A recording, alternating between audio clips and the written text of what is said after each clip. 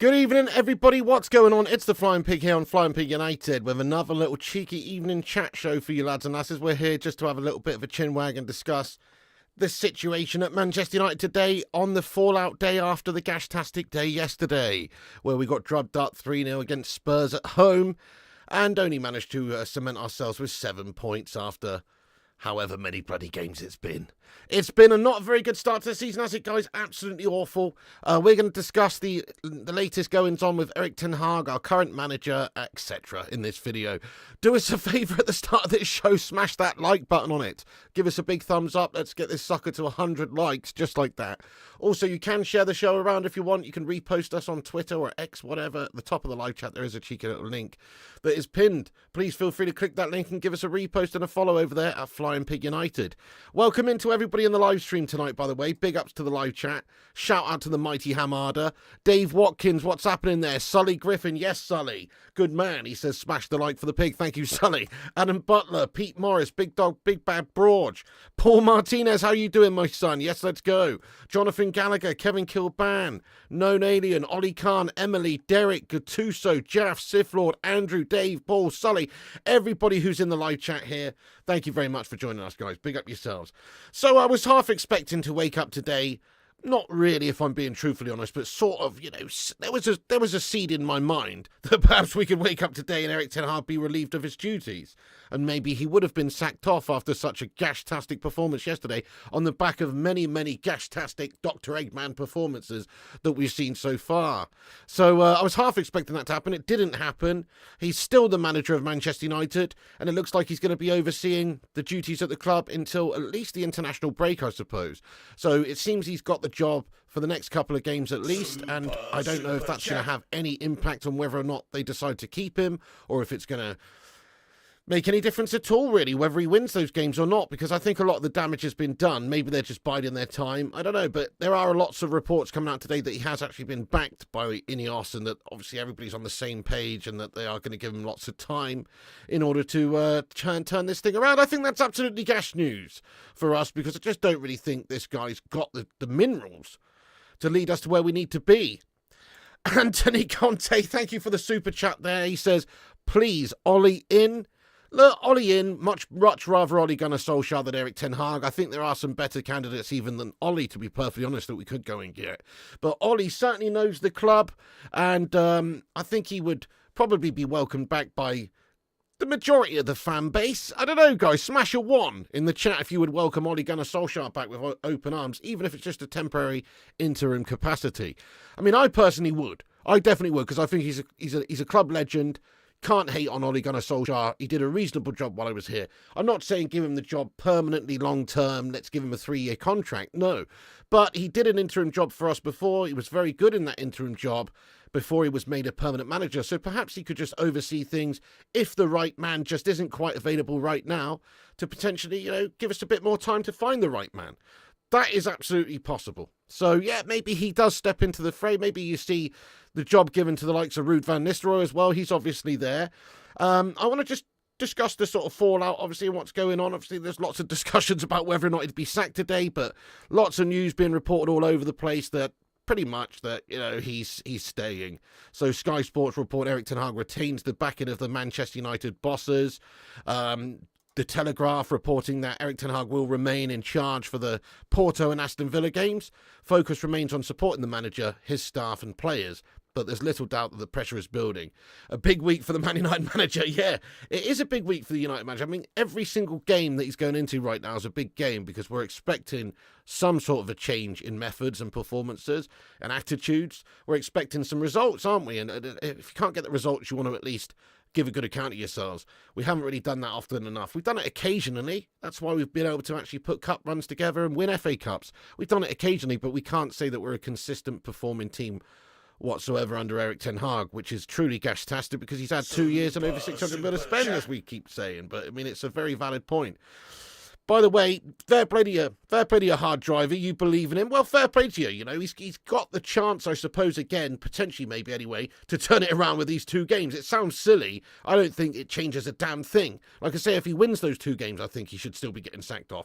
They're obviously not going to sack him off because they backed him and he's staying here and he is Manchester United manager. And surely if they were going to sack him off, they'd have sacked him off this morning to give somebody else a little bit of time, whoever it is stepping into the fray, whether it be Ruud van Nistelrooy, Ole Gunnar Solskjaer, Michael Carrick, fucking Doris the Tea Lady, whoever it would be who could come in and take over for the short term, then it would make sense to give them a little bit of time, couple of games before the international break, and then they've got the international break to, you know, just to digest everything. So I think that would have made a lot of sense. So I don't really think they are going to get rid of Erik Ten Hag anytime soon still, even with his absolute shite performances. Surely if we get drubbed up by Porto, surely if we get drubbed up by Aston Villa, then the writing's on the wall and he's going to probably be sacked off.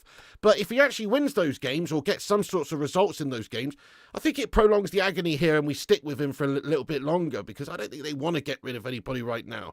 Just a short while ago, the likes of Sir Jim Ratcliffe were basically saying that there's obviously bigger problems at Manchester United than the manager. By the way, thank you, Charlie Price, for the super chat there, my son. Big up yourself. You did love the Bristol City versus Man United game. Charlie Price, what is happening? Thank you very much for getting in with that, lad. I appreciate you, dude. How are you doing there, Side Cook? Everyone who's in here, sorry if I missed any of you, but we will get into a big, deep Q&A like we always do at the end of the show. So stick around. As always, hit the likes on the video if you're just joining us and have your safer out in the live chat. We will dip in and out of it. Zayn Yassi says, get an old school manager from the Championship. Right, interesting. Well, what about Michael Carrick? We just mentioned Michael Carrick. He's got that Manchester United link. He's doing good things with Middlesbrough in the Championship. We could certainly do worse than Mickey C.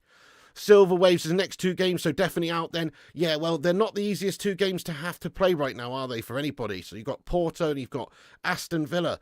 Aston Villa, a really good side, and obviously the Premier League misery is sort of compounding on Erik Ten Hag right now. We're in, what, was it 12th place now? The goal difference is absolutely pathetic. The goals scored to goals conceded ratio, absolutely pathetic. So we've definitely got big problems, and if he doesn't win these next couple of games, then surely he's going to get sacked. I think what this game against Tottenham did, so he's been working his way to having his head on the chopping block for a long time, hasn't he? The game against Tottenham just popped his big, bald, cone-head dome right on that chopping block. Oh, yeah. And then you've got the executioner who's going to pop up soon if he doesn't get the job done against the likes of Villa and Porto to swing the axe. So his head's on the block. Will Kevin Costner pop in at the last minute and save him and, you know, release him free, hero style, when he just makes a miraculous turnaround? Maybe, but the reality is he probably will just fail a little bit more, continue to struggle, and then eventually still get sacked off and that axe swung on his dome. But we shall see. I mean, he has obviously got a little bit of time and back, and it seems people like Jim Ratcliffe, as I say. Let's have a little look at this. So this is from Samuel Luckhurst, but he just referenced the fact that Ratcliffe said that the coach isn't the central issue at Manchester United in June. He says that he is. He says eras, successful and unsuccessful, are defined by the manager in football. Ineos kept one they are looking to get rid of. Okayed another Dutch-centric transfer window, and United are getting worse.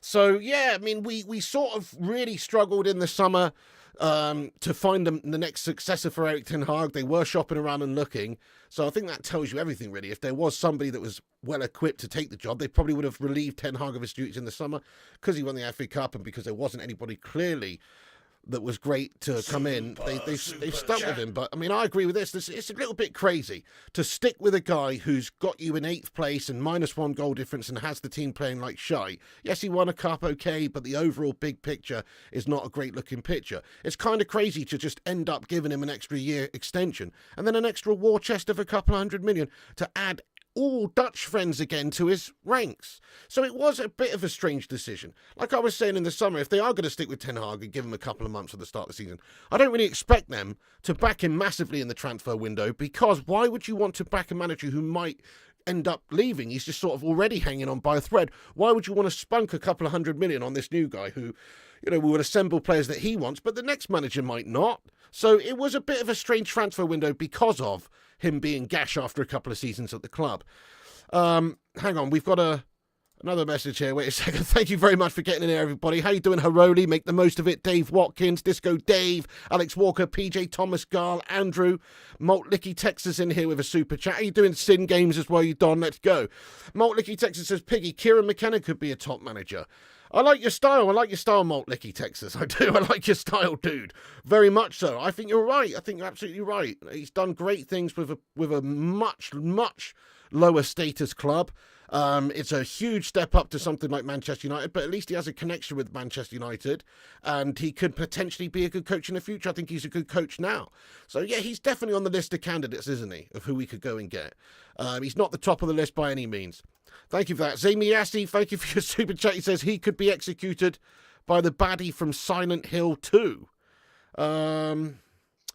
Right. He could be executed by the baddie from Silent Hill 2. Nice one, Zane. Steady on there, Zamiasi, lad. Nobody's actually getting executed, mate. It was a figure of speech. It was a metaphor, lad. That's what I was saying. He's not actually going to get executed here, Zamiasi. You do realise that, right? Okay? Anyway, I don't really rate Tuchel that highly, Paul Martinez, but compared to Erik Ten Hag right now, he seems like he would be the Messiah, to be fair, compared. Let's have a little look at this then. So I've just had a little look at the refreshed manager odds for the next manager for Manchester United, and here they are as of this evening. This is the current situation. So this is the short list, I suppose. It's not that much of a short list, quite a long list really, isn't it? But Ruud van Nistelrooy is definitely the favourite here to take the job and be given the mantle, at least I guess until the end of the season, in some sort of interim role. In second place, it does look like Gareth Southgate is a strong candidate. A lot of reports that there's people within the hierarchy of Manchester United and Ineos, and they supposedly like a bit of Gareth Southgate action. They like the cut of his jib. You know what I'm saying? I don't know why, but apparently they do. And that really concerns me, because Gareth Southgate would be absolutely gash. Thomas Tuchel, personally, I'm not a big fan of him, but I know he's got the experience in Europe and stuff, and I guess it'd be worth a punt compared to just sticking with Eggman. Kieran McKenna I like. I also like the Michael Carrick sort of link, because, they've got some connections with the club. Certainly, good young managers who still have a lot to prove in the game. It's a massive step up to United, but at least they are out there managing, and they're doing good things. Roberto De Zerbi doing bits in France, did bits in England, to be fair. Good style to his team's play. Not a bad shout, but he has only just taken a recent new job, so it's reasonably unlikely, isn't it?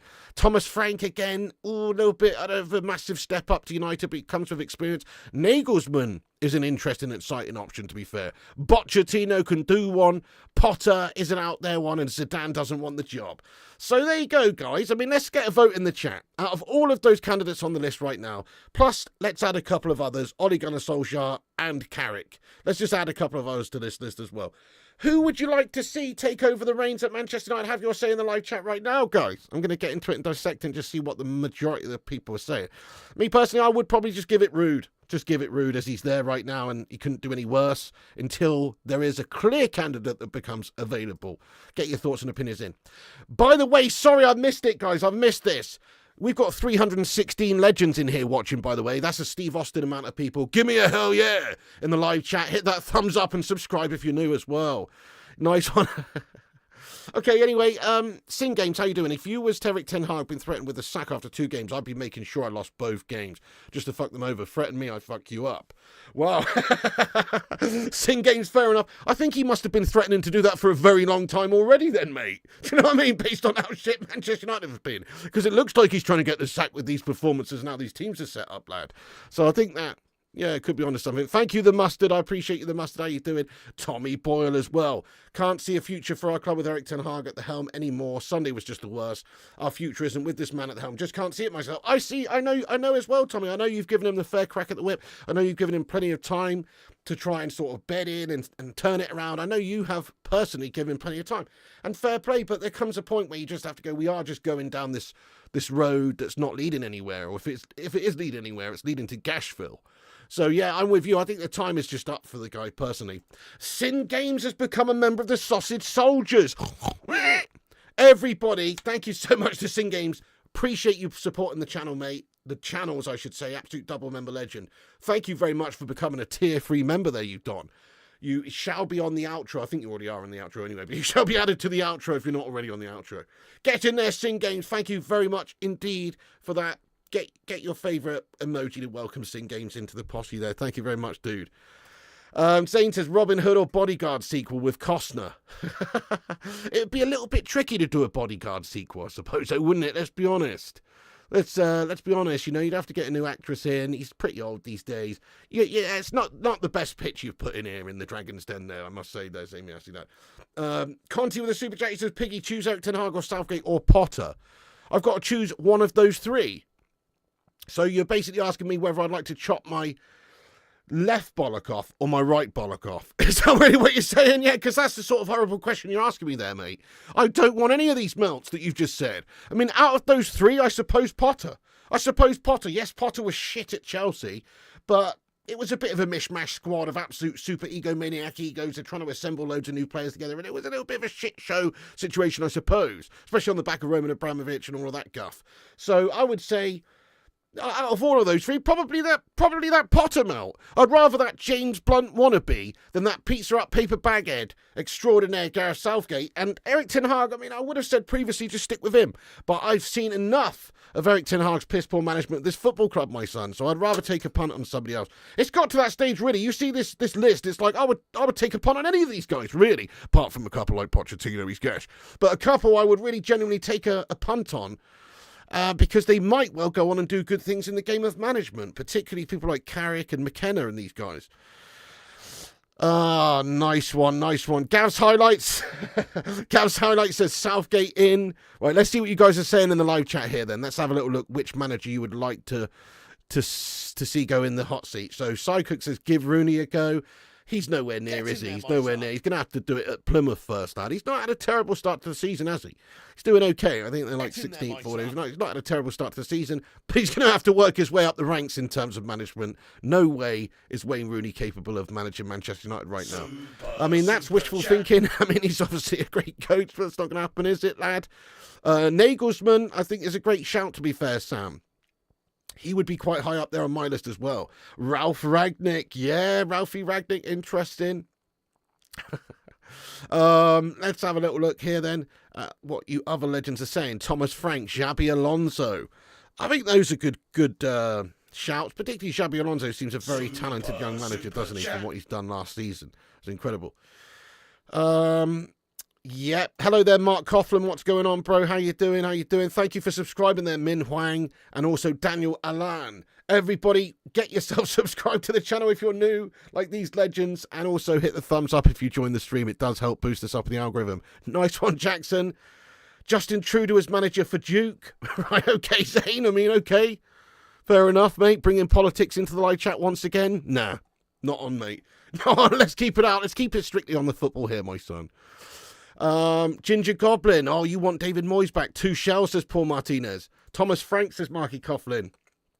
Yeah, okay, interesting, Jackson, that you say that. For you, it has to be Inzaghi, right? It's quite interesting you should say that because there's quite a few reports coming out today. I mean, they're mostly guff articles or mostly guff publications that are saying. But stuff like this has been coming out today quite a lot. This is from the Daily Star. I don't really trust the Daily Star. I don't really trust the Daily Star as a source to get great information. Do you know what I mean? Unless the information you're trying to get is a lovely pair of tits. I don't think that the Star is a particularly good resource, but whatever. This is from the Daily Star. It says Simone Inzaghi has emerged as a serious contender to become the next Manchester United boss if Erik Ten Hag is sacked. Okay, so, Yeah, he is on the list as well. You know, we didn't mention him in that candidate list there that we just had up a minute ago in terms of odds, because he's obviously not really high up the odds of leaving his current club or, you know, doing that, coming over to Manchester United. He's not interested. Not interested, but he's not heavily linked with Manchester United at the moment, as the betting odds would show here. So he is on the list, though, and I think he would be a decent option as well. Hey, Spin, thank you so much there, dude, for the super chat there, my son. He says, I feared for Dalot and Mazraoui. No left-back has meant that them two are nearing exhaustion. 9 games in 45 days and playing a full 90 minutes in every game. Absolutely, Spin. PPP. Piss poor planning. Piss poor performance from the guys. I absolutely agree. We had a real problem at left back last season. We had a real problem at left back going into the new season with only a couple of injury prone melts truly to rely on. We let Aaron Wan-Bissaka go. We did bring in Mazraoui. We switched over Diogo Dalot to the left back position, and he's done well there. But he's not even a left back. He's not properly a left back. And it's just a makeshift gash addition, isn't it, there, really? So, yeah, I agree. And although I agree, I also have to say, yeah, okay, maybe they are being pushed quite a lot, but some of these players need to man up. Dalot was shockingly gash in the last game, mate. There's no excuses for Dalot failing to track back and track the run of Johnson for their first goal against Tottenham yesterday. There's no excuses in the world. I don't care if you're, you know, out of position, whatever. Just fucking run back and actually show some commitment to try and make the challenge. He failed to do that. So that's a personality issue there from Diogo Dalot. He needs to, you know, reach those high intensity levels much more often. Either he's just taken his eyes off the prize there, he's just given up, but whatever it was a piss poor sequence from Diogo Dalot there. Mate, thank you, Aaron, for putting the link to the X in there, dude. Yes, give us a little repost, that'd be much appreciated. Nice one, dude. Thank you very much. Well, maybe Stephen. Cristiano Ronaldo, I think, has obviously been quite vindicated with what's been going on at United with Erik Ten Hag and some of these clashes with players and, you know, the youth and everything that's been going on. So let's have a look at this then. So also, not just looking at the manager odds, but I had a little look before the stream at the odds for the next manager to be sacked in the Premier League. I guess it doesn't really take a genius to work out that Erik Ten Hag is the current favourite to be sacked first. He really is. So that's the situation that Erik Ten Hag is currently facing. There's others in there as well that are doing suspect jobs right now. Obviously, Deitch, you know. But Ten Hag is the man on the chopping block first and foremost right there. So, I mean, that's it. He's sort of on borrowed time. He's got 2 games to turn it around. 2 games to turn it around, and that is all. And if we don't see a good performance against Porto, he might not even have 2 games. So I think what they are thinking about doing is maybe if he doesn't perform well in these next 2 games as manager and get the team playing well and getting the results, I think they're probably going to just get rid of him then, and then over the international break, that is when they'll hire somebody else. Smash a 1 in the chat if you think that's what's going to happen. I think that's the most likely outcome now. I think Ten Hag sort of stutters over the next couple of games, gets sacked as we go into the international break, and then we appoint somebody else. That's kind of what I think is going to happen, guys. Now that he's not been sacked today, because I thought he would have been sacked today, but he's not been sacked today. So surely he's getting sacked in a couple of weeks' time when we go, or not even a couple of weeks' time, but just a week's time or whatever it is, into the international break. Especially on the back of a couple of gash performances and results against Porto and Villa. Even if he wins them, they still may make the change. I suppose if he wins them, they probably will not make the change. No. Otherwise, they would have already made the change already. So it seems absolutely stupid to me, though, that they're just giving 2 games for Erik Ten Hag to turn it around. Like, they should have just sacked him off already then, if that's what they're thinking about doing, because it's just bizarre. So what does these 2 games actually change, though, guys? What does it change? Does it change the way we played for the last year or so? Does it change that the signings we've made, half of them have been gash? Does it change that the team don't seem like they play with much cohesion at all and don't really seem like a proper team? Does it change the fact that we've got -3 or 4 goal difference, whatever it is? Does it change the fact that we're in 12th in the position? Well, it might, actually, if we beat Villa. That's the only thing it can change, I suppose, would be the goal difference and the position in the league. But only a little bit. You know, it's not going to improve it massively. We're not going top of the table beating Villa. The damage has been done is the point I'm making here. So what does it actually, mean? Manny Slouflaki getting in here with an absolute bombshell, lad. He says, let's be real, it's not Erik Ten Hag's fault, mate. The players have to step up. Let's be real. Let's be real. It's not Ten Hag's fault. Let's be super real. It's a lot Ten Hag's fault. I mean, I'm not saying it's all Ten Hag's fault. Let's be real. It's a lot this guy's fault, mate. He signed a lot of these players who play for us. You know what I'm saying? He signed a lot of them. The team that we put out against Tottenham is a largely Erik Ten Hag inspired team. There's 5 or 6 of his players that he's signed for huge money in the team. And he's supposedly kept the other good performers that he wanted to go in that team. It's all on Erik Ten Hag, mate. You know, you can't blame new boys coming in, struggling in a new system and getting overrun. You can't really blame people like Ugarte. Ugarte doesn't look the business at the moment, but he's only just come as a new signing. So I don't really agree. I think it is not all Erik Ten Hag's fault, but I think it's largely Erik Ten Hag's fault now because he's been backed by the owners with the money. He's spent the money and he spent it largely poorly. And we're just playing shite football now for an extended period of time. To be honest, Pig said he wanted Ten Hag out since day one. What's that, Andy Young? No, I didn't. I mean, I think I came to the conclusion that Erik Ten Hag was not the right man to lead us to where we need to be, probably towards the end of last season. So I don't think that's the case at all. Yeah, I feel you there, Vincent Bullock. Oh, really, Sky, when they put me on the TV? Really did they are nightmare there, dude. That's not what you want to hear, is it, dude? Sorry to hear that.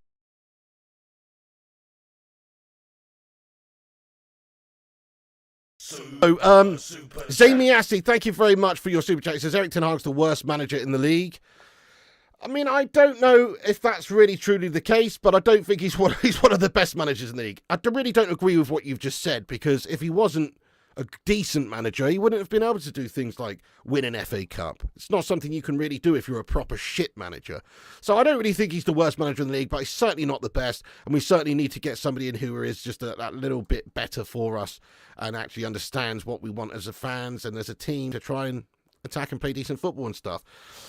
Anthony Conte, another super chat from him. Thank you, dude. He says, imagine United relegated but winning the Europa League. Okay. What should I imagine next, mate? That I've got a set of 3 tits? I don't know. Fair enough. Bit of a crazy one. Thank you very much, Anthony Conte, getting in there, dude. Nice one. Appreciate you. Chris Koo, thank you. He says, what the fuck are we doing, Sir Jim? Just sweet chin music. This motherfucker out of here already. Oh, and big up Pig and Bacon Brigade, by the way. Thank you, Chris Koo, for the love there, mate. That's very kind of you. Nice one for getting in the chat there, raw. And yes, I don't really understand why Sir Jim's not made the chop just yet.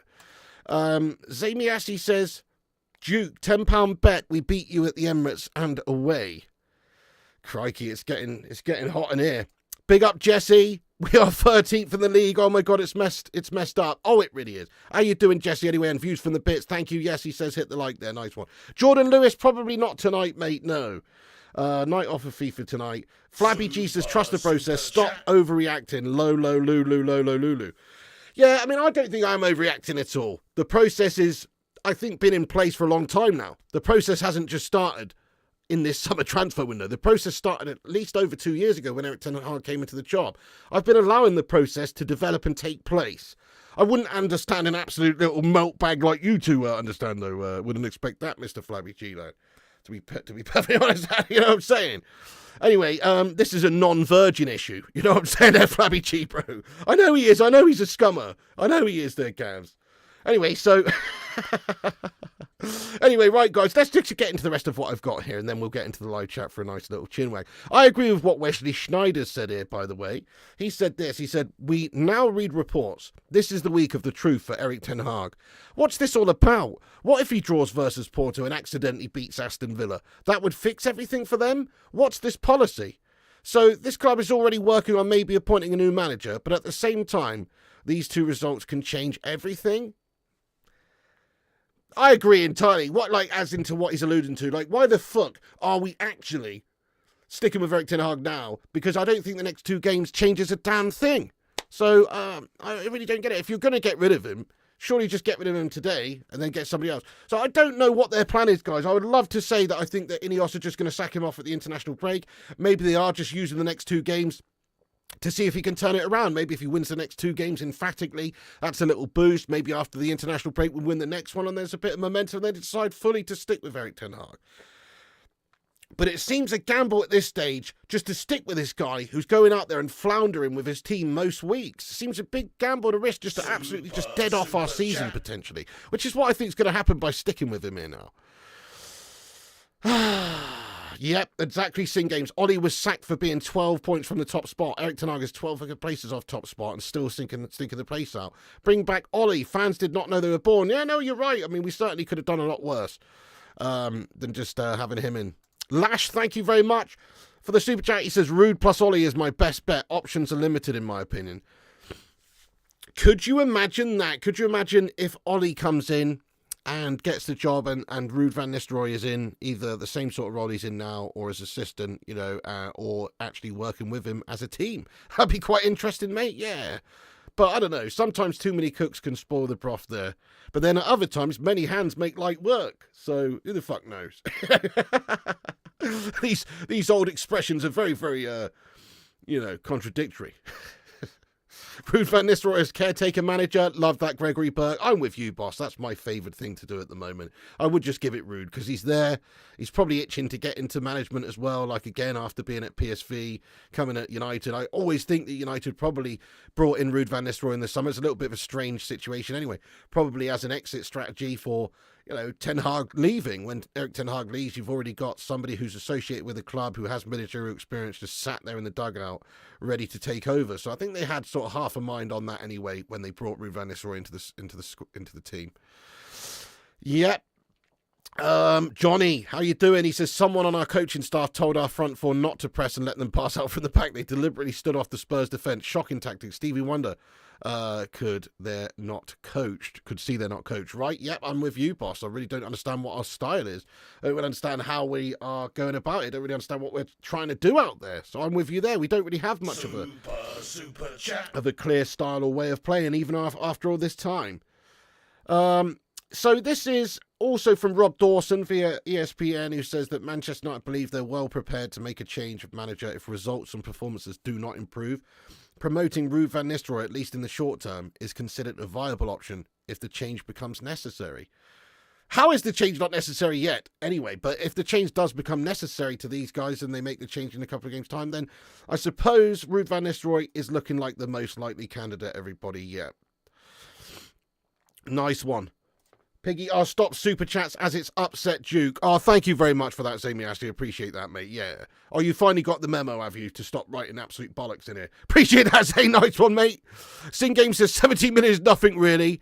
Not when we spend 600 million on this manager and he made the squad worse. I'd pay 17 million to get rid. Bargain. Okay, so a lot of people are saying that because we have to pay him off with a huge golden handshake that we don't want to do that right now because it would cost us a lot of money. I mean, yes, but it's nothing new to us, is it? How much did we have to pay off Jose Mourinho? How much do we have to pay off most of the managers we've had at the football club, We've paid a lot of money to managers. It's not the same as buying a player, though, is it? Like, players cost even huge amounts more. You just Anthony Dos Santos, 85 million. To get rid of somebody and to get somebody else in to put you on a new path could actually, be worth doing if it's only, it's peanuts compared to player signings. He is a lucky man, Jonathan, absolutely, yep. Gav says, sorry, but putting Ruud as interim manager is a massive mistake, in my opinion. You need a top manager, not another Dutchman. That's pretty harsh, Gavs, mate. You can't just tar everyone with the old conehead Erik Ten Hag Dutch Kojak stick. You can't just tar everyone with that, mate. There's some fantastic Dutch managers and coaches over the years, mate. What are you saying, lad? Ever heard of Cruyff, lad? Ever heard of Louis van Gaal, my son, yeah? Ever heard of Koeman, lad? What are you doing, lad? Ruud van Nistelrooy could be the next one. The only way these people are going to prove themselves and get to that level is if they're given big jobs and given opportunities. Sometimes they're going to make a diamond out of the pressure in those situations, and sometimes they're absolutely going to implode. But I think you've got to take a punt sometimes and give someone a chance. Personally. Yeah, Jay, another shit season beckons, my son, absolutely, with Erik Ten Hag at the wheel. Still here, not being sacked. You know what? I've just tried to dissect everything we've got here kind of calmly tonight, guys, getting in with all the, these updates and stuff. But let me just tell you how it really is, right? What in all that is good and holy, what is the main reason why Erik Ten Hag's still here? Maybe it is down to money. Maybe it is down to that. I don't know, because surely after the absolute gastastic continued performances of our team, they've got to just look at this guy and say, this is not working. A blind man can see it, literally. So why the hell can't they? And I think if they're just continuing down the road with Erik Ten Hag, they're just going to get more of the same. And more fool them when that happens. Hate to say I told you so, but it will happen, I think. I think United will continue to just be shit under Erik Ten Hag and blow hot and cold. Sometimes we might turn up and have a decent display. It's not going to change the inconsistencies that lie within the team. Yes, the new players can bed in and settle in and do better and obviously perform, hopefully, at some point. But I don't think it's going to change the fundamental issues that Erik Ten Hag has as a coach. His tactics are shite. His in-game management is suspect. Substitution selections all leave a lot to be desired. So if we're just going to stick blindly with him, we're just on an absolute loser. That's what we're doing. We're just going to end up being more of the same of what we've seen. So it's a foolish decision, I think, to not sack him off this morning. They should have absolutely done that, and they haven't. It's a melt job. Oh, right. Anyway, how you doing there, TCG Hub? What's going on, mate? Let's get into the live chat here real quick then, guys, for a proper Q&A vibe now. Just a little impromptu stream tonight. Thought I'd jump on and discuss the news that obviously Erik Ten Hag is still here. It's very frustrating. But let's get into it and see what you guys are saying about it, who you might want to see as the next manager. There's so many different scenarios that can present themselves here, isn't there? Does he stay for the next 2 games, win them, and keep the job? Does he stay for the next 2 games, fail miserably, then they replace him with somebody who's already at the club like Ruud? Or will they think about maybe just replacing him with somebody who's outside of this football club? You know, there's lots of different things that can happen here. Yes, good shout there, views from the bits. Thank you very much, dude. MT says, exactly, Piggy. Give it Giggsy to end of the season. Yeah, exactly. Was there talks about the Inter manager? Yes, there was, mate. Yes, we've been discussing that earlier on as well. TCG Hub, how you doing? I've already said hello, but hello again, you legend. Chris Koo says, I've heard rumours that money could be it, Pig, but it's just the internet being the internet. Nah, that's the reason. So that's the reason they stuck with him, because he's going to get a big payday. Goes to show how shite they were in deciding in the summer to actually extend Erik Ten Hag's contract then, doesn't it? Stupid decision that was. Hardcore Devil Gamer, thank you very much for the £5 super chat here as well, you beauty. Cheers for that. He says, Ten Hag has turned Old Trafford Theatre dreams into the theatre of nightmares. Sir Jim's not got the balls to sack Erik Ten Hag. Big up yourself for that there, Hardcore Devil Gamer. Let's just say it how it is as well. It's not all Erik Ten Hag's fault. Like, the theatre of dreams has been having some issues for a long time. Not just leaky roofs and things like that, but we've had managers in charge for the last 10 years who haven't really been able to get us doing good things. I was actually looking at the form of Manchester United under Ole Gunnar Solskjaer for the last part of his managerial tenure, and it doesn't make for great reading in terms of the results we were getting, guys. You know, it's not just him. There's loads of people who have had a hand in issues at this football club. And I'd still have Ollie back, to be fair, because he was much better than this guy. That's the only reason. It's not that he was amazing. No, he shat it towards the end. But he was better than this guy. At least he had a better mentality with the team a lot of the time. Thank you for that, though, lad. Liverpool FC Vlogs says, can we get another sweet chin music on the chair? Liverpool FC Vlogs, nah, that's not coming out anytime soon, mate. I'll give you a people's elbow, my son. But, no, I'm joking, but no. Sorry, mate. Theatre of Rain, 600 million. Can't get away from it, my son. You just can't get away from it. It's a huge amount of money that he's paid for players while the manager. He should have gone after the 7-0 Liverpool. The red flags were there, but fans ignored our worst defeat in history and persisted with this melter for another 2 years. Inexcusable results and defeats we've had in this time. He's certainly saved himself with cup wins. Wayne Rooney in, trust the ownership. Only £5, hell, he'd be given away from any other club. Stephen says 2 games, 10 games, 20 games. How much can people stand? They're only postponing the inevitable. Spot on, Stephen. I think the final outcomes just fundamentally can be the same, which is he gets let go, he gets paid off, he gets sacked in a few weeks or a couple of months, or whenever it is that we finally decide that enough is enough. We cannot take this mid-table dross anymore. There's no actual questions about Man United being a mid-table side anymore. We are officially a mid-table side. Ten Hag's made us a mid-table side.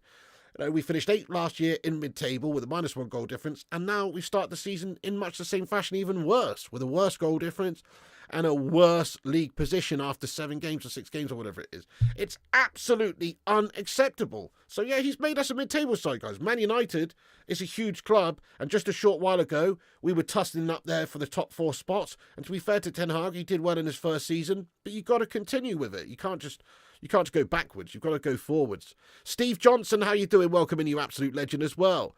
Tommy says, what about Edin Terzic sausage? Was good at Dortmund. They had a good attacking identity and style from interviews I've seen of him. I think he'd be a good fit for us in the Prem. I mean, I don't really know a whole heap about his style and everything, to be honest, Tommy. Obviously, you're the aficionado of the German league and stuff, watching these. I don't watch any of this shite, lad. I only really watch the Premier League, to be fair. So, I mean, I've got, like, good Premier League knowledge in that sense, but in regards to this guy that you're talking about, all I know about him is he's not on the list. He's not on the list of likely candidates. So you might think he's good and that's great, but I don't think anybody else is considering him, to be fair. It would be nice if he was really great and a good fit for us. That's what we want. We just want somebody that comes in and is a good fit for us and gets attacking teams playing well and gets a team playing well attacking wise, I mean. Nah, that's just not true, though, is it, really, Rajat? Ollie didn't really make us mid-table, mate. No, we finished higher in the league under Ole Gunnar Solskjaer than last season, didn't we? Surely these owners wouldn't give Ten Hag another penny? I don't know, I wouldn't put it past them, Jonathan Gallagher. These are the guys that gave him another couple of $100 million to spend after the shit season we had last time to go and get a bunch of Dutch League friends again in. So I wouldn't be surprised, mate. Yeah, well, that could be interesting, epic lad.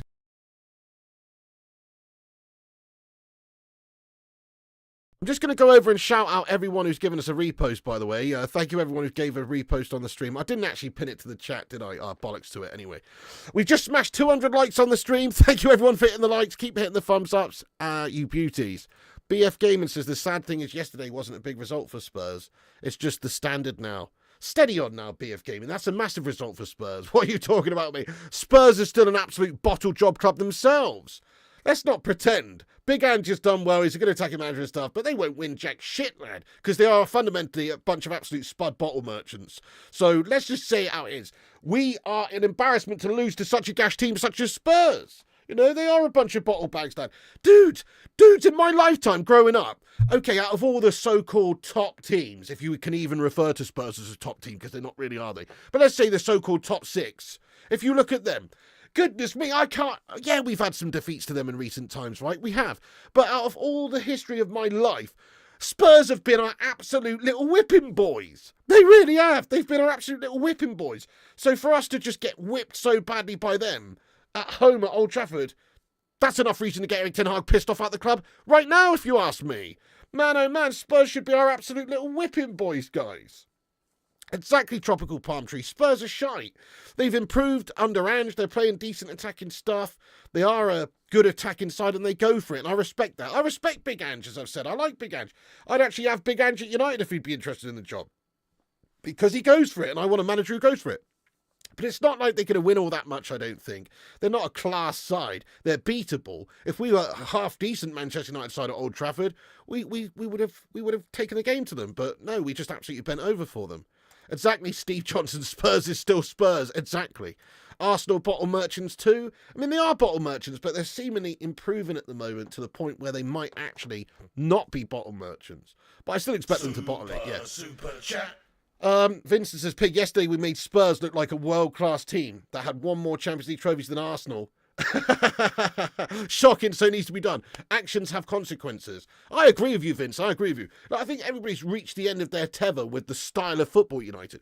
It's not necessarily Ten Hag. It's like if Ten Hag was prepared to just miraculously change, to just go in there and just fundamentally change everything up and say to the players, right, guys, what we've been doing all this time, it's shite. We're throwing it out the window. Let's just get at them. Let's have fun. Let's attack. Let's create. We're going to chuck the fucking kitchen sink and then some at these melts who we're playing against. Whoever it is, we're going to go at them. We're going to get runners in behind. We're going to get balls in the box. We're going to get runners in behind. We're going to get balls over the top. We're going to fucking get at these twats.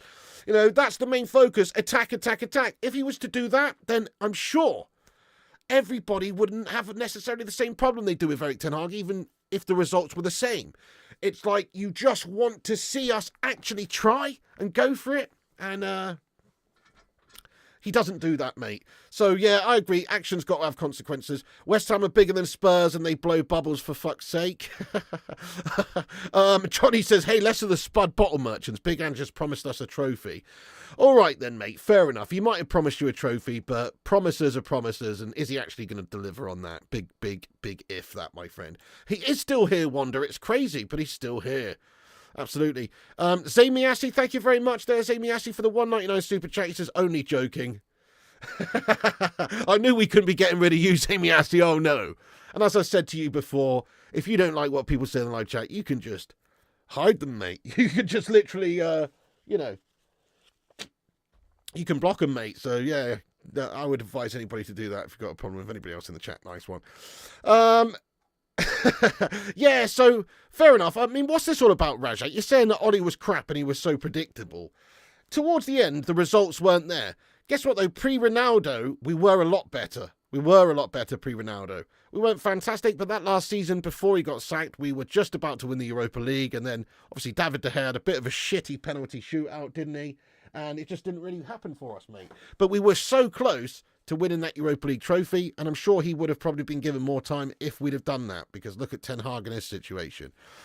Ollie still had a really good time of it against some clubs. Remember the scouts against City and PSG. I mean, you go ahead and ask Pep Guardiola if you think Ollie's crap, because Ollie managed to get some good results against Pep Guardiola, even having a much inferior team, and whilst having to play like counter-attacking defensive football, and still managed to get results against them.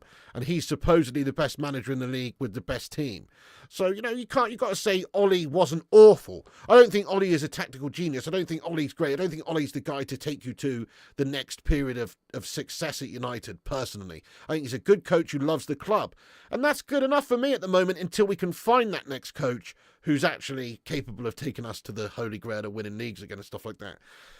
Not this twat. Not this twat for sure. Gareth Southgate out. Fucking hell. Let's get a hashtag paperbaghead out in the live chat. Gareth Southgate, what you doing in here, my son? He says, Joe, don't worry. I'm about to sign the contract.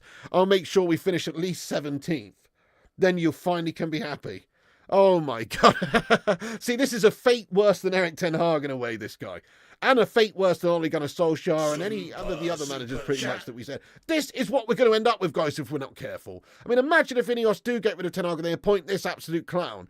That's even worse, guys. It's just going to be like a painful, horrible situation under Southgate with an extended period of absolute dross, and they give him loads of time to play guff, dross, slow, guff, counter-attacking guff football, and it'll be horrible, guys. It'll be absolutely horrible. I've been watching England very closely the last 6 years, whenever Southgate was in charge, and his style of management is filth.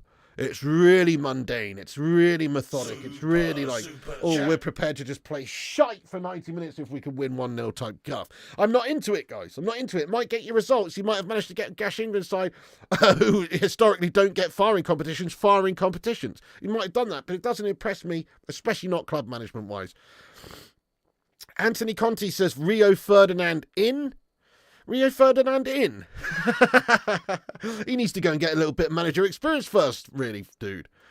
Yeah, Ollie did that with McFred, Matic, Maguire and Lindelof. So true, so true. He had a pretty gashed squad and he still managed to do okay things.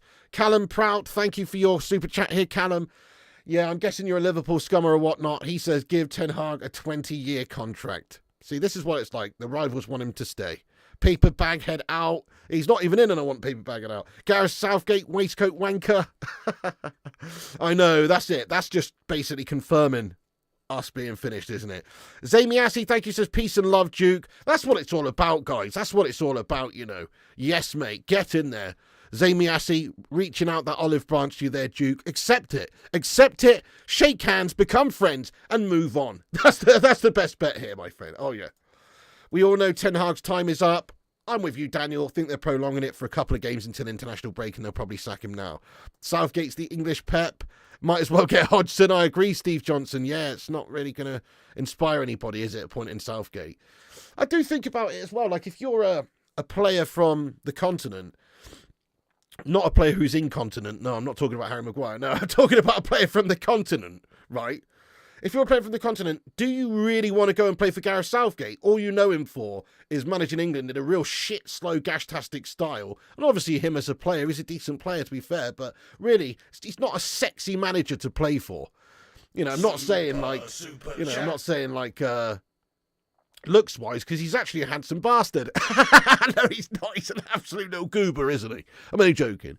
Whatever, though, each to their own. Some people like the skinny horse look. You know what I'm saying? Each to their own, right? All I'm saying is that...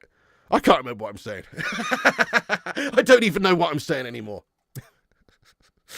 Cheers for that, Chris Koo. Thank you very much indeed for the £20 super chat, lad. Get in there, lad. Sue! Come on, everybody. Break out the red panties for Christopher Koo. We need some love there for Chris Koo, guys. He has just sent £20. Thank you very much for your generosity there, dude. He says, I can't believe the state the club is in at the moment. I stopped watching United for years due to personal stuff. This is a serious test for my loyalty, but I love United, and you, Pig, and the Bakery Game make these times all the more bearable. Well, that's it, Chris, man. Sharing the pain. Sharing the pain. We've got to stick through these thick and thin situations, really, with the club. We love the club. I love the club because of, well, it's not just the fact that my family are Man United fans and I've been brought up as a United fan, just the moments and memories over the years growing up of watching Man United, with the family, but whatever, just watching Manchester United as a club be awesome back in the day when I was a youngster. All the memories that has been produced by this club, some of them are absolutely magical, guys. The treble in the 99 Champions League, completing the treble in 99. And obviously, like the 2008 Champions League final and stuff like that. These are moments and memories that will live on forever in my mind. And we just want to see us trying to get back to that, really. Because we are a great club with a rich history. We're 3 times winners of the Champions League, folks. Back in 68, the European Cup, and twice under Fergie. We are a big club. We're a fucking huge club, guys. We've forgotten it recently. Due to gash-tastic owners and piss-poor leadership and awful signings and awful investments. We've forgotten it recently, but we are actually a fucking great club. We're a top club, everybody. And once we get the formula right, which will happen at some point, we will be back. Oh, we will be back, but it's just not going to happen for a little while because the formula just is shite at the minute. And it's going to take a lot of concoctions and mixing and all sorts of stuff to get that formula right.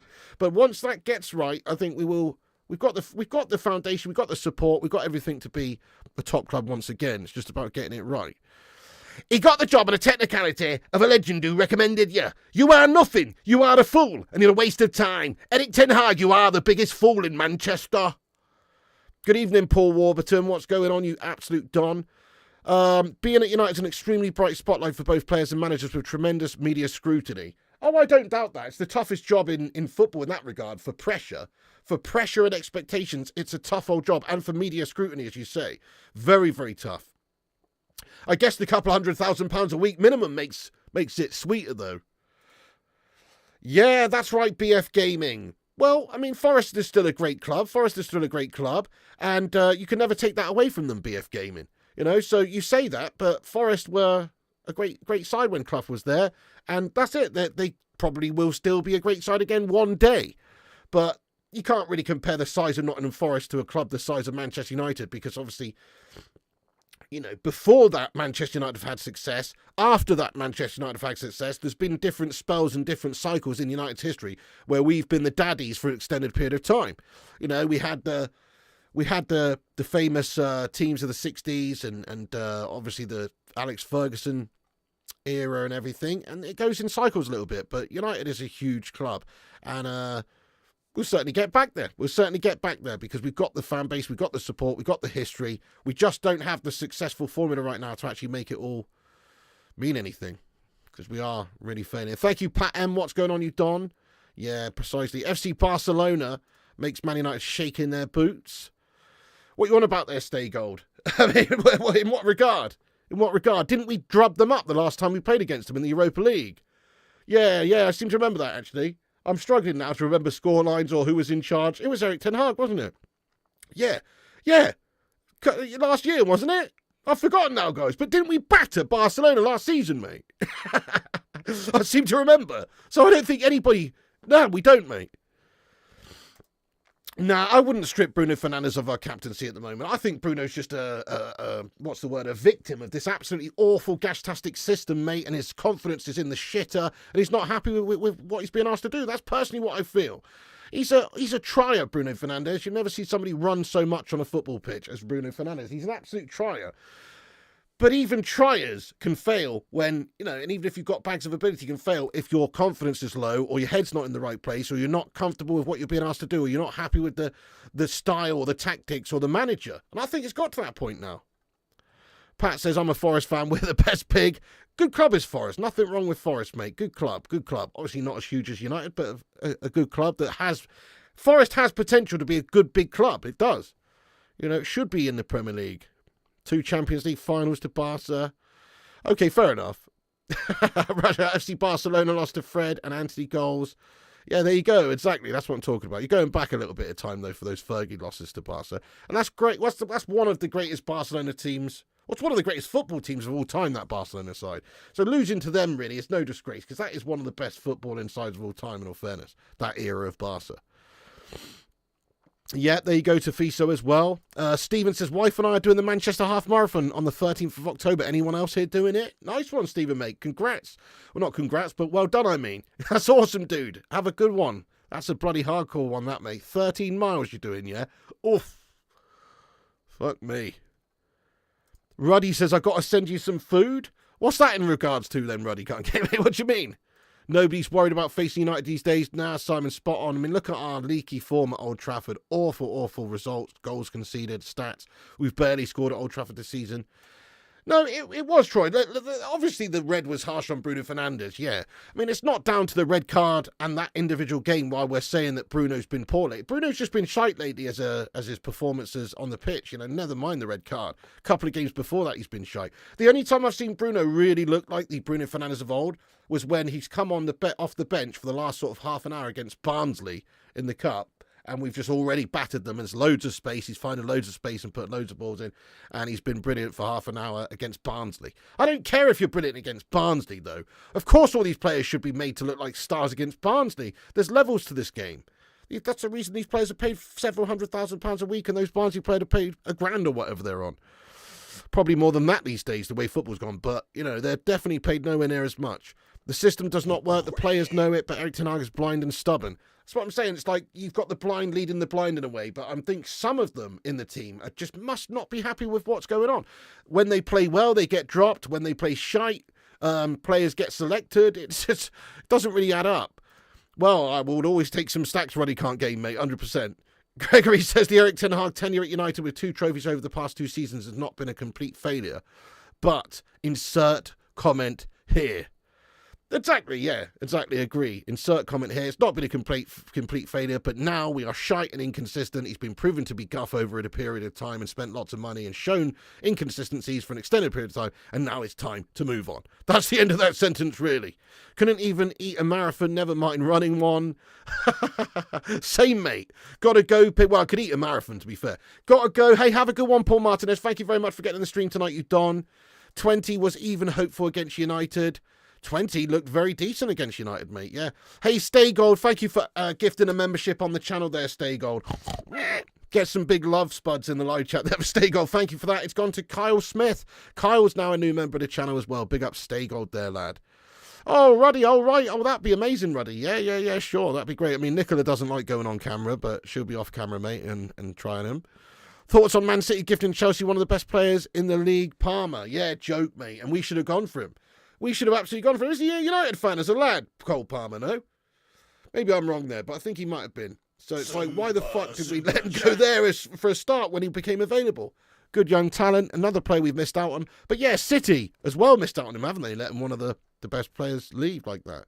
But I suppose he just wasn't really going to break into the team. That's the thing with City. They've got such a settled team of Galacticos and everything. It is harder for some of the youngsters to actually break through. You feels a lot like Groundhog Day with this team and manager. Oh, yeah, expecting Bill Murray to pop up in a minute, mate. You know what I mean? Christian Mendes, Pig, if you were in charge of United, who would you take out of the organisation as a whole? Erik Ten Hag players? A few of the players, definitely still. And Erik Ten Hag, absolutely, yeah, definitely. We've done a little bit of rejigging in the backroom area, haven't we, this summer? Ineos have tried to make changes. They brought people like Barada and Ashworth and these guys in.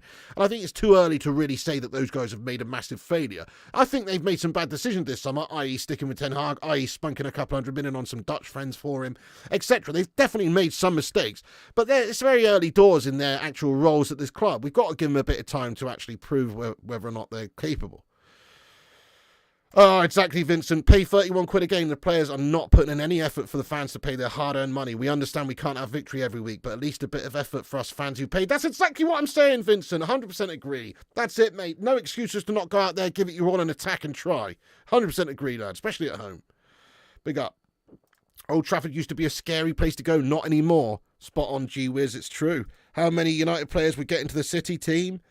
Wow, Mark Coughlin, genuinely now, I mean, maybe last season or a year ago, I would have said, oh, Bruno could be getting in there possibly. No, none of them, mate. Literally none. Literally none. Their goalkeeper's better than ours, their left back's better than ours, their right back's better than ours, their centre backs are better than ours. At least with how settled they are and what they've done over the last few years, winning bloody 4 Premier Leagues in a row, etc. They got Rodri when he's injured at the moment, but they got Rodri. He's better than any CDM we've got right now. Obviously, Cassie was great years ago, but we've not seen the best Cass for a while. Bruno Fernandes was absolutely baller, but you can't say he's a better player than Kevin De Bruyne. That's just not the case. And then their wide players absolutely smash our wide players. To be fair, people like Foden, even people like Grealish and Doku and these guys, much more penetrative. So, I don't know, mate. And obviously, Haaland up top just eats all of our strikers for dinner. So, it's not even close. I don't think we do actually get any into City's team at the moment. How sad is that, guys? I've not really thought about that, but you've just made me think about that, mate. And that's made me sad. Literally not even one player, I think, can justifiably get into their lineup. Not really. Mate, that's terrible, that. I mean, surely a couple of our players, we should have a couple of world-class ballers who could get into any top team. Surely. Manchester United, for Pete's sake. Mainu, well, not at the moment, Rajat. Not at the moment, no. Not at the moment. You can't say he's getting in there, best in Rodri's and people like this. Main account says United have decent individuals, but no one likes, for example, Rooney, a real banger. Yeah, true. Somebody who's like a world-class match winner, but also great for the team. Like Rooney was just an engine for the team, and he had proper bottle out there on the pitch for us. So, yeah, that's true. We need somebody like him. How much would Brian McClair, Brian Robson and Lee Sharp improve this current squad? And who would you drop for them? They would improve our squad massively. They were great players for us, particularly Brian McClair and particularly Brian Robson, obviously. And Lee Sharp was very good. He liked a bit of a drink and a party, and obviously once Ryan Giggsy and Beckham had established themselves in those wide areas, like Lee Sharp's time at the club was limited, mate. But he was also a very good player. They would improve us and they would replace everyone. That's the short answer, mate. It's that simple, really. Yeah. I mean, you go back a few years, bang average squad players are some of our best players right now. Oh, thank you, Sharif Omar. You do indeed, mate. We've got plenty more. I'm going to get into a good few more comments here, guys. Great chat tonight, everyone. 371 legends in here tonight. Big up to the live chat of legends. And we've just hit 250 likes. Awesome turnout tonight, guys. Thanks for supporting the show. I'll say it once again. Every little like on the video helps the channel and helps the stream. It's free, helps boost us up there on the algorithm and compete with clickbait wankers and corporation prats. So give us a big like spike if you can. It's free, as I say. And make sure you hit the subscribe button. Look at that. We're nearly at 84,650. If you're new to the show, get yourself down below, hit that subscribe button and have your say in the chat. How many United players get into Spurs team? 11. I'm just joking, Johnny, I'm joking. But, no, to be honest, like, not that many, mate. Not that many. You can make a comfortable argument that Spurs is comfortably a better team than United. Certainly, they've got some world-class players. Certainly, like, Son Heung-min would definitely be our best player by a mile. So they have got a decent side, mate. Yeah, thank you, Poisonous Nut. Appreciate that. It's a sorry state of affairs, yeah. Thank you, Butters. Thanks, Pig. This is why your channel is the best. Thank you very much, mate. Well, that's it. I just love to get on here and chat football with you legends. And I try and give everybody a little bit of their say, have your say here. Garnacho can't control the ball. I've seen it many times now. Is he learning from Gashford? He's been a little bit off the boil, but I think Garnacho is undoubtedly a super talent. Super young as well still. Got a lot to learn in the game. But in terms of raw talent and confidence, he's right up there for me. He's going to be great. You'd get Zidane and bring back Ronaldo. If we could get Zidane, that would be amazing. And, oh, yeah, getting the old band back together for Zidane and Ronaldo would be great. Colton Connor says, Erik Ten Hag there to stay, Piggy. Maybe he can teach the team how to kiss and hug in the tunnel of love. Bloody hell, Colton. A little bit of a interesting imagination you got on the go there, dude. But yeah, fair enough. Maybe he is here to stay because surely Ineos would have sacked him off right now if that was the case. If he wins the next 2 games, I don't think he is going anywhere. If he does win the next 2, it will prolong our agony and he'll stay for a couple of months at least until he further proves himself to be shite. Garnacho would be on the bench with Bruno.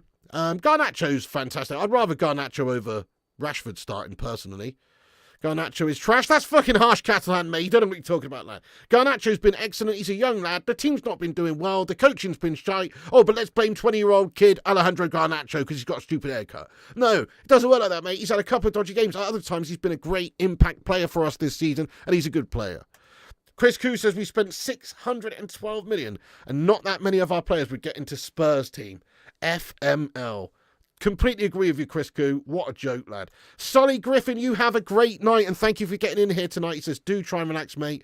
You have earned it. Well, thank you very much for that, Solly. I appreciate that. Yeah, there's going to be no FIFA tonight, guys. I have to apologise for that. I'm going to stick on here for a few more minutes to have a good old chat with you legends. But no FIFA tonight. I'm just going to be chilling out tonight, but I will get back on that tomorrow. And yeah, we're here to talk football a bit more. Thank you, Sharif, lad. Could United tempt Didier Deschamps? We probably could, but I don't really want that. You know, don't want that. Ten Hag should have been sacked after the Coventry game, minus goal difference in the league, and UCL is unacceptable. Completely agree, AJ. Spot on with you, my friend. I think it's crazy that he actually stayed beyond the summer. Would Dalot or Garnacho make Man City's bench? I mean, yeah. they would get on the bench. Yeah, get on the bench. 115 problems, winning the Prem 8-1. Oh, yeah. 116 problems now, you cheating bastards, after that Arsenal stitch-up the other day. Vince says, did you see the players coming into Old Trafford in the new George Best tracksuit, which rang you brought to George Best legacy, the way they played? Oh, yeah, no, they definitely didn't live up to that, did they? Spurs are mid, they just coached well. Absolutely, yeah. Just call my name, Alejandro. That's it, mate. So it's like Spurs are good, they're average, they don't have a world-class team, but they are coached by somebody who's got bollocks to go for it. That's half of it for me. I've always admired managers who go for it and attack and just go for it. You know, Jurgen Klopp, Ange Postecoglou. You know, you've got to appreciate it. Think about like Arsene Wenger at Arsenal back in the day, right? Arsene Wenger at Arsenal.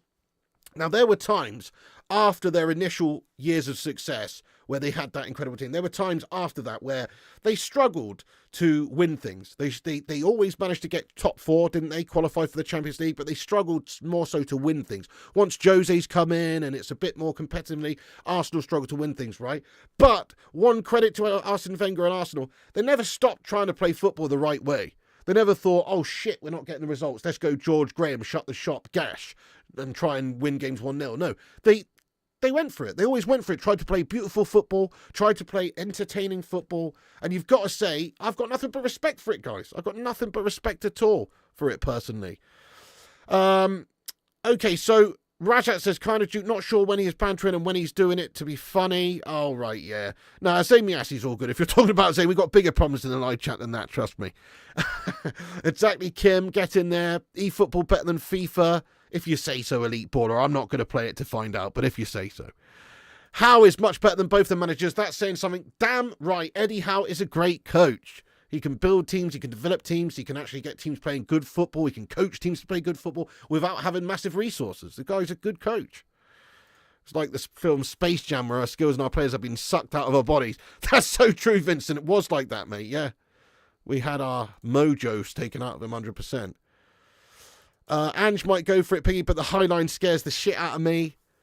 Yeah, fair enough. I love it. I absolutely love it. I know it scares the shit out of you, but it's kind of like you're just setting up to play the I'm going to score more goals than you game. And I love that. I'd rather see a 4-3 than 1-0. Wouldn't you? You know what I mean? I love that. So, yeah. But fair enough. I can understand that. It is a little bit suspect. Hey, thank you, Shane B. Sorry I missed your super chat here, Shane B, lad. Shane B with the super chat says, obviously I understand fans wanting him gone, but I'm sick of sacking managers and watching some players get yet another chance. Sick of the same cycle.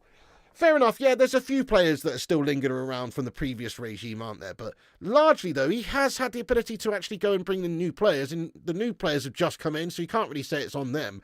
Certainly, some of these players are letting him down right now. Some of the bigger name players who have not let him down in the past, people like Dalot, people like Bruno Fernandes, have been letting him down a little bit lately. So I understand what you're saying. I'm sick of changing managers too. But sometime you have to say we've got to that point where the damage looks like it's already been done, and we can't really see a way forward. Like, I can't see Erik Ten Hag making systematic changes game to game, thinking, oh yeah, that's getting better, we're defending more solid, we're attacking better, we're creating more. I don't really see that. Occasionally here and there, we might have a good half of football, but I don't see it by and large. Yeah, at least it puts the effort in. Shane B, thank you very much for your comment there, by the way, though, mate. Thanks for watching and getting in, dude. You're an absolute legend. You're a don. Let's go. Thank you very much there, Chris Koo, for gifting out 5 memberships on the channel, my son. Everybody, get in there. Chris Koo has made 5 new members on the channel, everyone. Big thank you to Chris Koo. That's very generous of you, mate. Very, very generous. What an absolute top lad. Hashtag top lad. 5 new members. Pat M, The Hunter, Balance is Key, Christian Hill, and Paul. All made men thanks to the legend that is Chris Koo. Just rain down some love hearts and some doves from above for Chris Koo. Koo. Koo. Very awesome of you, mate. Get in there. That's very kind. Absolute legend.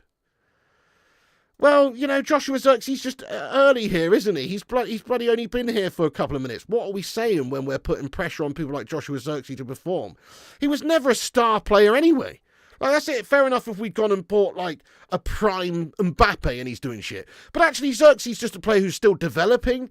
It was always going to be that sort of signing for us. He was never going to come in and be, like, a ready-made, like, beast goal scorer straight away. It's always going to take him a little bit of time to develop, I think. I know he's 23, he's not 19. But still, coming into the Premier League, you're not at that point where he's the stalwart in the Netherlands team or he's a huge high-profile player. He's not there yet. We've signed another player that's a 2-year project, just like a lot of our signings. Pretty shite, really. Not that he's a shite player, but just that it's pretty shite that we didn't go and get somebody experienced in that position. Elite Baller, what are you talking about there? Rate these out of 10. How much harm they're doing at United? Ten Hag, Bruno, Rashford. Ten Hag's doing the most harm. I suppose Rashford's second and Bruno next, but, you know, whatever. The high-wage players always get all the minutes, but must be a contract stipulation club policy. Maybe. Thank you, Chris. Just love what you've done to bring us together, Pig. Good luck with the house. Hope you can get it sorted. Me too, Chris Koo. Thank you very much, you absolute lad. You're a proper legend for that, too. Thank you very much. Nice one, Pat M, lad. Beating Barnsley didn't help matters. It made these gashbag players think they're better. Yeah, true. That was a complete paper over the cracks jobby against a shit team. Solanke or Tony? Yeah, good shout. I would have loved a bit of Tony action. To be fair to both of them, obviously the money that was spent on Solanke to bring him in was huge. And obviously Ivan Toney in terms of wages, you can't really compete with that. Thank you, Sharif. I appreciate you, legend. Yeah, man. Anyway, I guess we better wrap this up, guys, but it's been a cracking chat this evening. Thank you, everyone who's got involved with us. Really appreciate you're a bunch of legends. Make sure you do hit the thumbs up button before you go tonight and smash the subscribe button so you can get in future shows. Click the bell icon for notifications so you don't miss those shows. Also, you can follow us on the Instagram, the Facebook, Twitter, TikTok, Twitch, and Kick at Flying Pig United. I just want to say thank you, everyone, for getting in the show this weekend. Thanks for everyone hanging out with us tonight. Look, the news on Ten Hag is crazy, guys. I can't believe he's not sacked, but he is still here. That's how it is. Ineos are sticking with him for the moment, at least for the next 2 games. He seemingly has 2 games to turn it around. If we go out there and win emphatically in those next 2 games, he probably will be given time after the international break, rightly or wrongly. He probably will be. But if he goes out there and we falter and we stutter like we have done recently, in the next 2 games, I can see him definitely getting sacked over the international break. That's where we're at as a club right now. Erik Ten Hag's position is literally hanging on by a thread as the manager.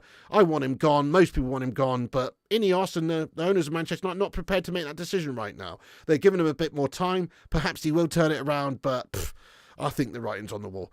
We're going to leave it there. Thank you for watching, everybody. Jamie, JW, BF Gaming, everyone in the chat, all the moderators like Tommy Boyle. Thank you very much indeed. I haven't seen that one, Tommy Boyle. No, it did sound good, though. I've got a list of things that you've told me to watch, and I just haven't got round to watching them yet, mate, but I will. Let's Go Catalan, Rajat, Tyler, Main Account, Michelle, Simon, Duke of Rodtown, The Hunter, Dave Watkins, Coolin Band, Tommy Boyle, Natalia, Duke, Catalan, Pat, Rajat, Kurt Koenig, Gerald, Connor, Sing Games, Vincent Bullock, Kim, Kurt Koenig, Julie Walker. Well, better late than never, Julie. You can feel free to come back after and have your say in the not live comment section. That goes for everyone. Keep the debate going after this show finishes if you want. You can come back once it's finished and get some comments of your thoughts in the not live comment section. Nice one, Stefan Harringtonio. Big up yourself as well, lad. Superstar, Main Account, Chris Koo, Liam Gregory, and everybody else as well. Have yourself a cracking rest of the day or the evening, wherever you're watching from in the world, and we'll see you very, very soon. And remember, Piggy loves you. And also remember, when the seagulls follow the trawler, as this is because they think sardines will be thrown into the sea.